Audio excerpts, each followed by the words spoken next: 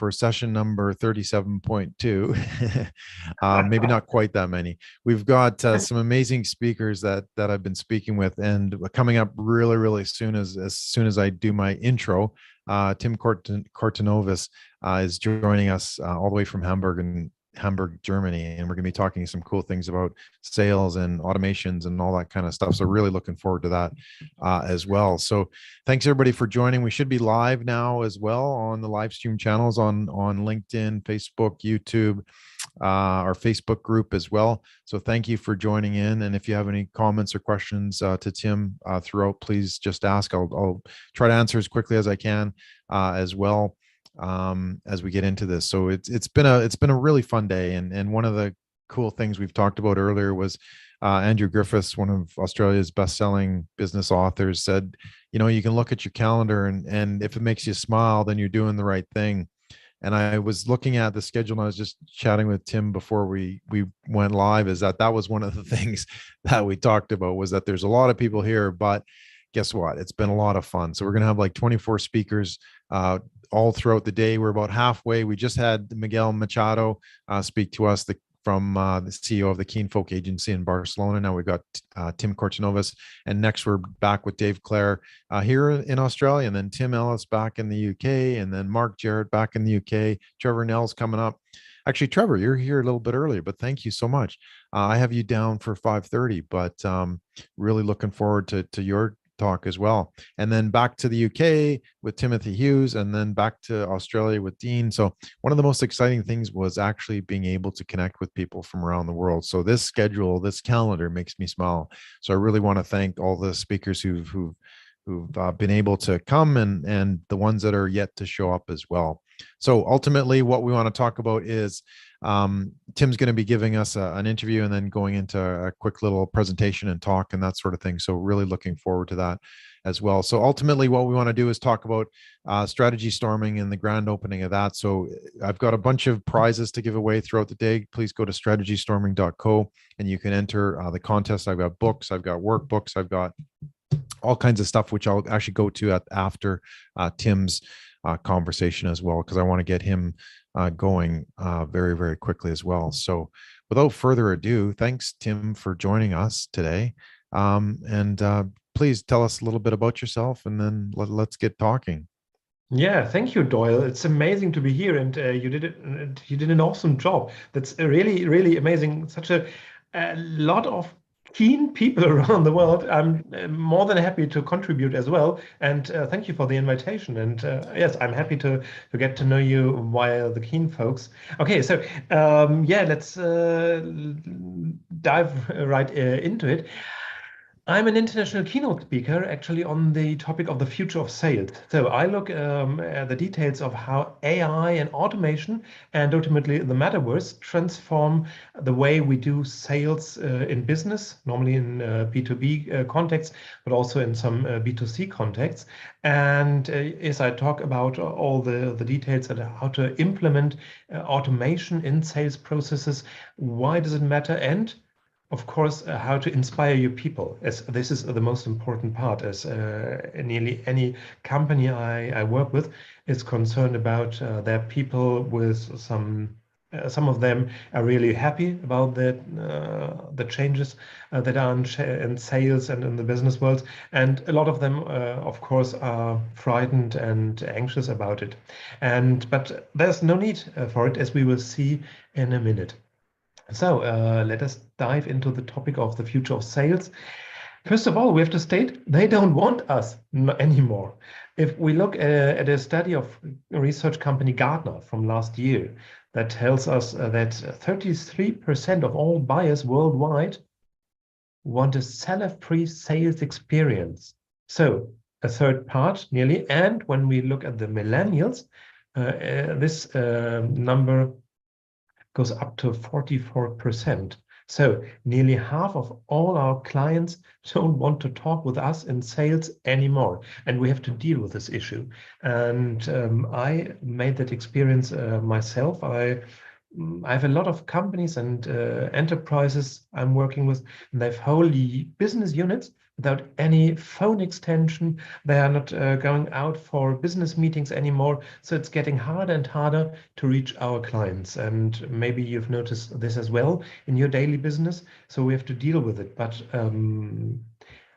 we are very lucky because we have a lot of innovative technologies at hand helping us to go through this. And in my opinion, automation is one of the most important issues in this. And with automation in sales, by the way, we are now at the point where we can automate the whole sales cycle from lead generation to lead qualification, a very important part, to closing the deal, to the up and cross selling, and afterwards the predictive selling for the next sales in the cycle. We can all do this automated.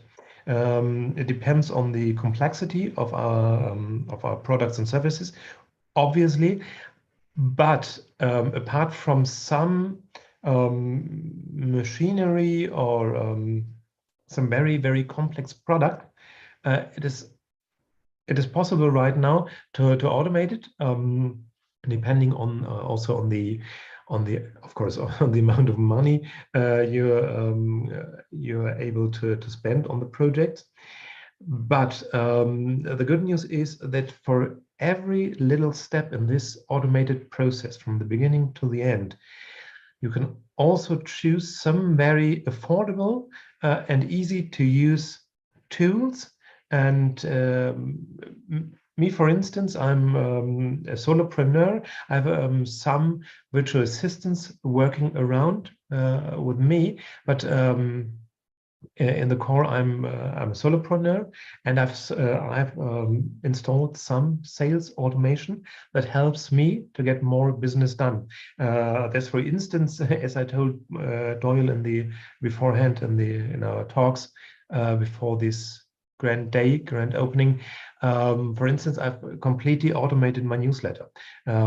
Just 3 years ago, I thought about how to automate my reading list, as I have to do a lot of research on the sales automation. Of course, I have to keep up with sources like TechCrunch or the New York Times Technology Review or MIT Review or Fast Company and whatsoever resources there are. And just 3 years ago, I thought about how to automate this. And so I trained an AI to go all through these resources and search for any article, any post about my topics. And that AI posted them automatically in my blog on my website as link recommendations. And I have another automation that sends out these posts every Thursday. So this morning here in Hamburg, this newsletter will go out totally automatically. And at the beginning, the first 2 months, I read all these articles and my own newsletter before it got sent out. And then I started to send it out automatically without revising it. And this runs for about 2.5 years now, and totally without any issue. And I've not had a single post that did not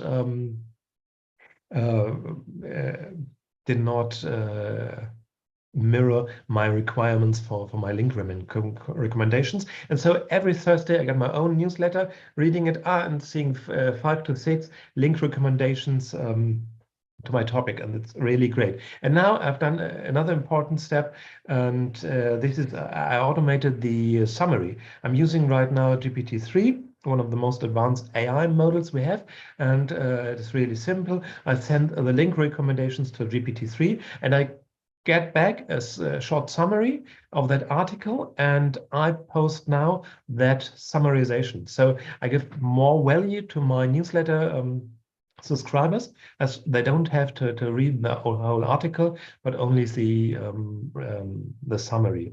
So this part of my sales and marketing is totally automated. And also I'm running another automation in the background. It is running right now while we are talking here, that sends out outreach messages, very warm messages to new LinkedIn contacts. And I established connection to a lot of contacts around the world via LinkedIn. happen through this automation. So I have now the time to talk with you about exciting innovations, and all of my marketing and sales is done nearly automatically. And I think this is the future. And as I mentioned in the introduction, it is very easy to inspire also your teams to this new future. As beforehand, it was in B2B sales very, very difficult, and you had to do 10 to 12 calls to have an opportunity or even to close a deal much harder. And now you can tell your salespeople they get very, very high qualified lead from all that automation that runs beforehand. And the last contact for your customer or your client is when your client is ready to buy. It is the hottest lead you can imagine. And so for the sales people, they only have to grab the phone or to get on a chat or a Zoom session with that client to close the deal. It is really, really easy. And with that argument, normally you got them. Yes, this is what all salespeople want. I worked in sales for about 20 years. I know this very well. We all started to be the hero of the company to close the big deals, and that got difficult every day, more and more difficult. And we have the tiki-taka, the small steps that kept us from stepping in that heroine role. And I think personally, technology as AI and automation gives us back that heroine role. And what is more, the deals are getting bigger. So you don't have to sell anymore the screw or the machine or whatsoever or the service you sold before. Now you have to sell the connection between your sales bot and the supply bot on the other hand, and you have to talk more on a C level to connect businesses. So that transform, of course, the role of sales, definitely. But I think this is what our clients want. This is the future. And so we're this day, we're looking strategically to our business. And last year I reached the point that strategically I say that I would rather install a process I can automate in sales that is maybe a little less effective than a manual process that is more effective. But when it runs automatically, you can scale it, and clients will love you for this. I think automation in all kinds of business makes it a lot easier to our clients to do business with us, and that's what they want. They want velocity, and they want it very, very easy, as when they're buying on the Amazon or another B2B, B2C platform. All the easiness, the smoothness they get to know there, they expect also in their B2B suppliers and their partners, and we have to give it to them. And I think automation is the way they can do easy business with us.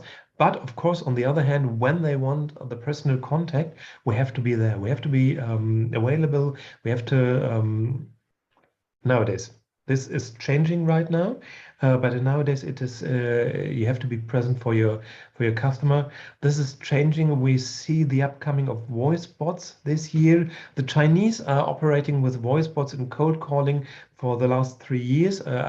Recently, I talked to a Chinese consulting company, and yes, they're using in China voice bots for cold calling in the B2C field. But they told me that the Chinese are accustomed to bots when they call the garage for their car. They have to talk with a bot to make an appointment, and they're used to it. But in the Western part of the world, we are slightly less used to bot in everyday life. So I think cold calling bots won't be the future in the Western part of the world. But, maybe I'm wrong. But yes, we are developing some customer service bots. For instance, there's an insurance company here in Germany, and on the basis of Google TensorFlow, they have installed a hail bot, and that is responding all the calls when a hail damage occurred. So you have to imagine hail damage is 5 to 7,000 people affected on the same minute, and so they all try to reach their insurance company maybe at 8 o'clock in the morning before they start working, and so their contact center is way overwhelmed with all the calls, and so they've installed that bot, and this is answering via voice to all that calls. You know this, this is a bot you're talking to, but the people are accepting this as they know that they don't have to stay in the queue for 1 or 2 hours until they can report their damage. So it is a win-win situation for the clients and also for the company, obviously as well. And we see the same trend, for instance. Okay, we're now talking about B2C, but in a Norwegian bank, and they have a chatbot. It could be easy for them to install a voice bot on top of that bot, and they noticed that their banking clients are more likely to talk about their financial issues, maybe problems, maybe some anxieties or whatsoever, and they're more likely to talk with that bot as they are with a human. So it's easier for them to open their financial situation to a bot than to a human. I think this is very interesting. So we will see a lot of bots and also voice bots coming up in the next years, I think. And of course, and this is the last one I think we have to focus on, it is metaverse. And I see a lot of sales going right now to the metaverse. Of course, as with an e-commerce where we are now in B2B, where we were 20 years before in B2C, this is happening right now in the metaverse, where all the companies like Gucci or Prada operating. Yes, the fashion business is very strong in metaverse now. You can go right into the Gucci store in the metaverse and get a personal assistant, a real human talking to you. And I think this will be the future as well in sales and B2B as well. So I can easily, as a global company, I have to have some sales and service personnel, but very, very few, as I can open up my desk, my lounge, to welcome my clients in the virtual world. So this will be very, very normal. I just enter the virtual space via whatsoever device in the future will there be. Nowadays, it is, of course, a VR device, and you enter the space and you go to the lounge of whatsoever company you're going to do business with, and there you will be attended. And this could give a turnaround to the trend I mentioned in the introduction, that they don't want us anymore. Maybe if it is more fun and more playful to have a business conversation in that kind of launch, maybe they want us more if we are there and we could offer them a very stylish metaverse launch to get in contact with us. So, Doyle, this was the I think. Absolutely fascinating, Tim. Yeah, no, it was an incredible story that you took us through. It's it's really deep and it's really long and it's really wide. I'm just curious, like you talk about automation. Is there places where we can't automate things, where it's kind of not useful or not practical? Like industries specifically? I don't know, like farming or agriculture or. No. Of course not. And in farming, we see AI just figuring out the right amount of venom or the right amount of whatsoever pesticides they have to use for the plants. So they check with AI the soil, and if there is no bad or what do you call it? The small Growth. plants growing Yeah. good ones. So The seedlings. Is that what you yeah, mean? Seedlings, yeah, yeah. and you don't. So we see a lot of automation in farming as well on the field, and also there are startups like Food 21. This is Mm. really amazing. And they're calculating via predictive engines. They're calculating how much of an agricultural product will be sold in the supermarket next week, for instance.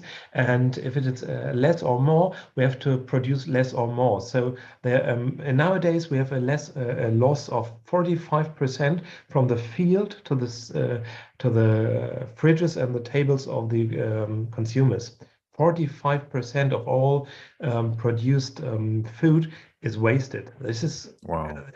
yeah. There seems to be like different parts of the spectrum here that we've talked about even today, where there's kind of the automation spectrum and the automation versus human interaction as well. So is there a point where there's like too much automation, or can we keep going, like let's just automate everything, or do we have to kind of step back and say, well, should we, just because we can, should we? My point of view is yes, we should. We should Mm. automate everything we can. Okay, this requires us as humans to grow. We have to do tremendous step, and so we should maybe we should lower the speed of automation. That Mm. might be a good step as we, as society, have difficulties to keep pace with the exponential velocity of innovation right now. This is very hard. I'm here with you, but I don't think we should stop automation, as we as humans are able.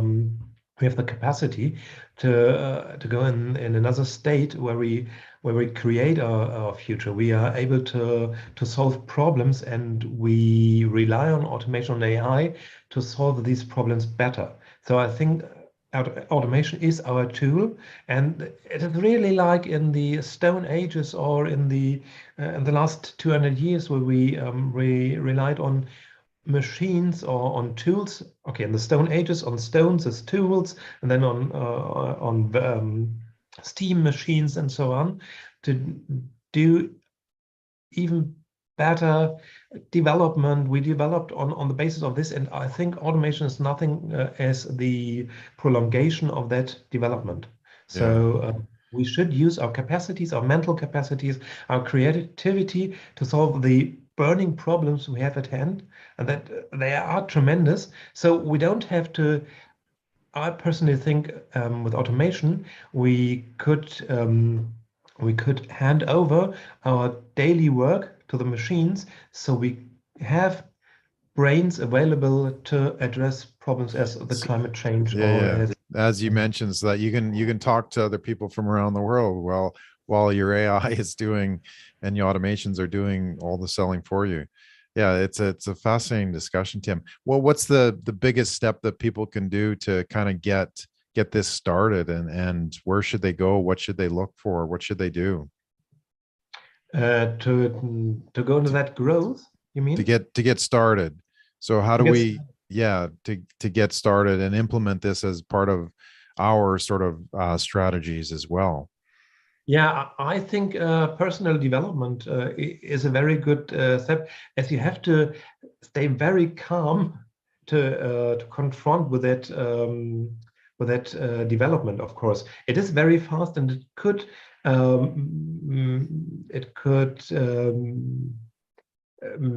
make you feel fear. But if you start with personal development and Mm. and you have to look behind it, and oftentimes think that we don't understand are fearful. And I think it is not rocket science, as the saying goes.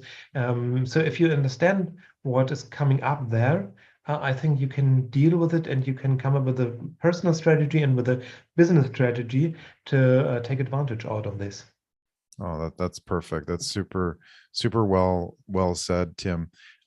Look, I really want to thank you for coming in and joining us today. It was actually enlightening, and I've kind of seen I mean, we do a little bit of the automations, but you've taken that to kind of the next level, really, which is fundamentally going to change, the future of it as well, and so that we can do more exciting things, like while the robots are working, we can be talking, right? Yeah, that's it. get those robots back to work, right? Yeah. No, so thank you so much, Tim. I really appreciate you taking the time to join me and talk about your craft as well. It's truly fascinating, and really Thank you. intrigued to see what kind of, thanks, what comes to pass as well, and how we can all become super automators, I guess. Yeah, I think so. Thank you so much for having me here, and yeah, have an inspiring, fantastic, awesome day with the next sessions. Yeah, no, So thanks, Tim. So I'm just going to close with a couple comments. And Dave, I see you're here, so thanks for joining in. Just going to close off and then reset everything for our session coming up in a couple of minutes. So sit tight, get your lights going. There he is. There's the man of the hour.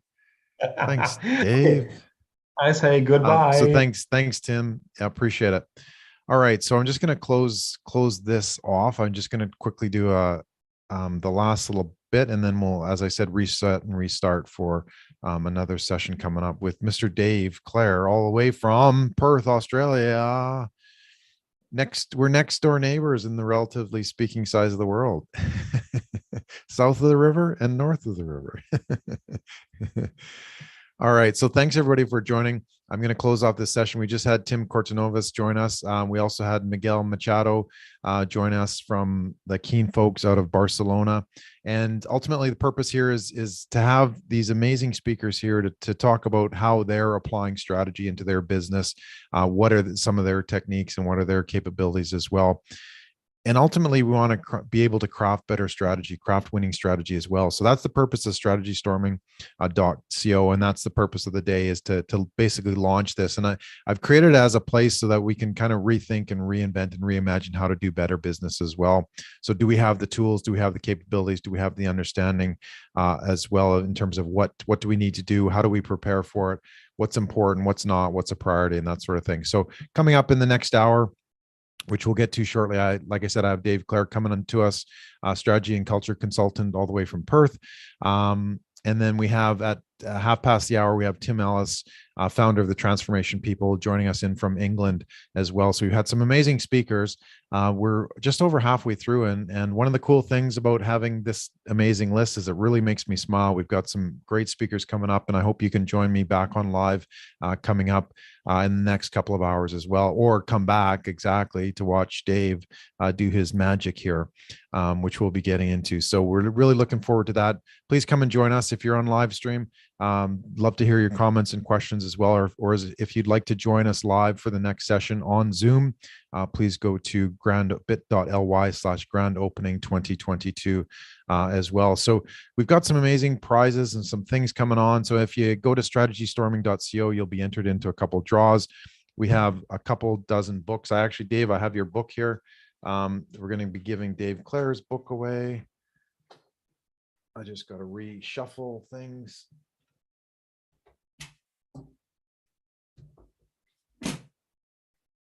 It's been a day of amazing revelations. So we have Dave Clare coming up. He's going to be talking with us. This is his book we're going to be giving away. We're giving a pile of books away. My book, Dave's book. Andrew Griffiths got like multiple. He was one of the speakers earlier. We're giving a few books of his away. Timothy Hughes is coming up soon. We're giving his book away, Social Selling. Michael Haynes, we're giving his book away. So we've got these great prizes that we're giving them away. Why? Because it's important to read and to be knowledgeable. Another cool thing that we've got going on throughout the day is you can win your own pair of 3D glasses.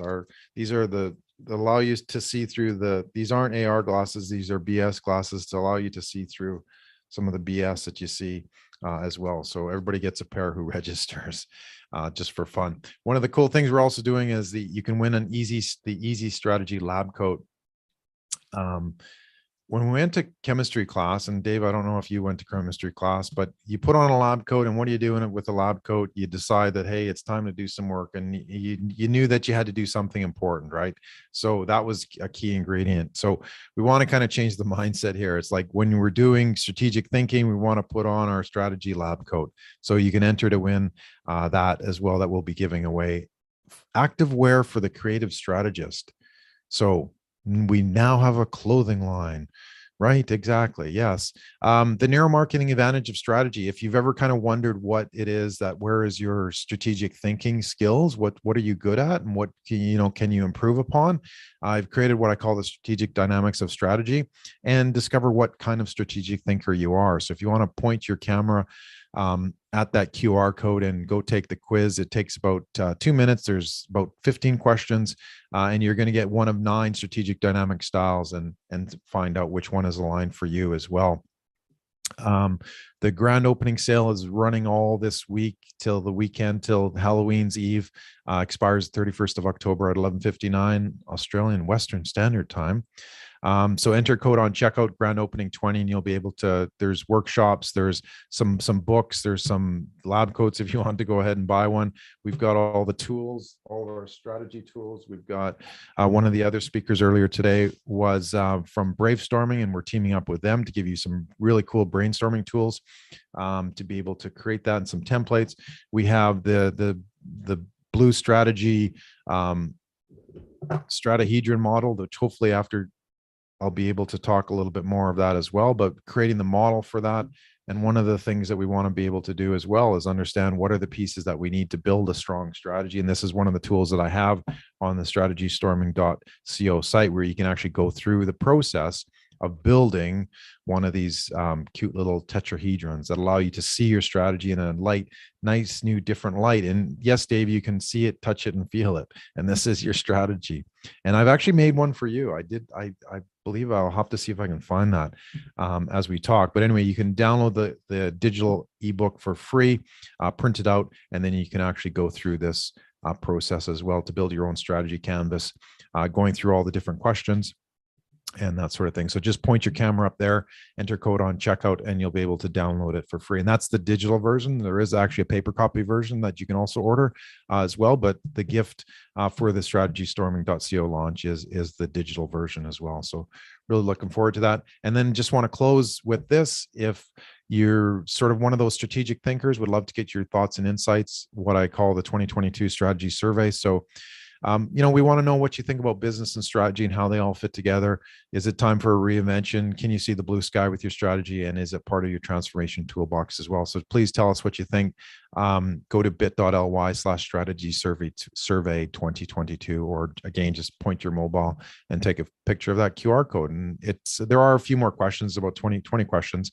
Really appreciate it if you could fill that out, because that helps set the scene. And I'm going to be presenting the results coming up at my strategy academy coming up in middle to end of third week rather of November, where we'll be going through that specific data. So just going to wrap up the session. Thanks everybody for joining. If you've been watching, please join us again in the next couple minutes as I reset and set up a new session with everybody, including the master blaster, Mr. Dave Clare. We'll see you guys in 2 minutes.